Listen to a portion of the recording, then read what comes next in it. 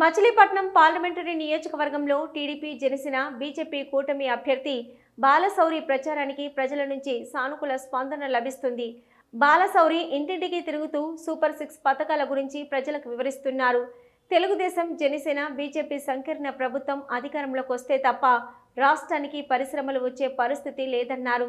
ఉపాధి అవకాశాలు లేక యువత వలస వెళ్లే పరిస్థితి ఆగాలంటే సంకీర్ణ ప్రభుత్వానికి ఓటేయాలని విజ్ఞప్తి చేస్తున్నారు. ఎన్నికలకు నెల రోజుల సమయమే ఉండడంతో బాలశౌరి నియోజకవర్గం అంతా తిరుగుతూ అన్ని వర్గాల ప్రజలను కలుస్తున్నారు. టీడీపీ జనసేన బీజేపీ కూటమి గెలుపుతోనే రాష్ట్ర అభివృద్ధి సాధ్యమని ప్రచారం చేస్తున్నారు.